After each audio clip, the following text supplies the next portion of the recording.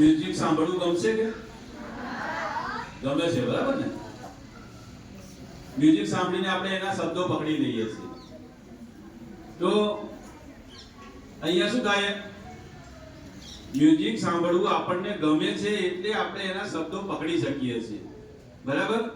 તો કોઈ પણ વિષયને રસનો વિષય બનાવવો પડે તો આપણે એમાં ઊંડાણપૂર્વક જઈ શકીએ કે ઊંડાણપૂર્વક અભ્યાસ કરી શકીએ છીએ.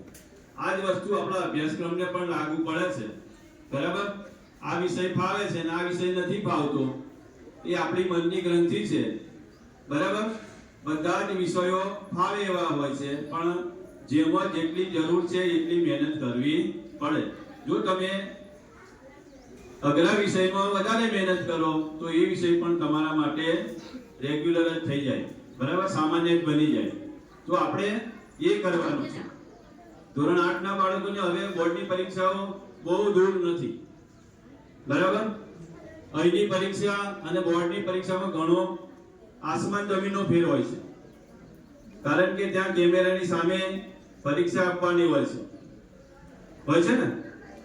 તમારા ભાઈ બહેન પરીક્ષા આપી હોય તો પૂછી લેજો. બરાબર? એટલે ધોરણ 8 ના બાળકો માટે હવે 2 જ વર્ષ બાકી છે ત્યાં એ સ્ટેજ સુધી પહોંચવા માટે.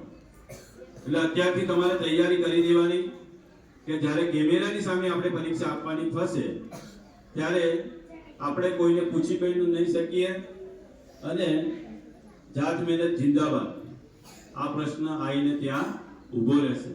એટલે અત્યારથી થોડા ટેવાઈ જાઓ. બરાબર? દુઃખની વાત એ છે કે આપણને 4 સ્પેલિંગ પૂછવામાં આવે ને તો આપણે કેટલા છીએ? ટોટલ કેટલા છે શાળામાં? 580 બાળકો છે.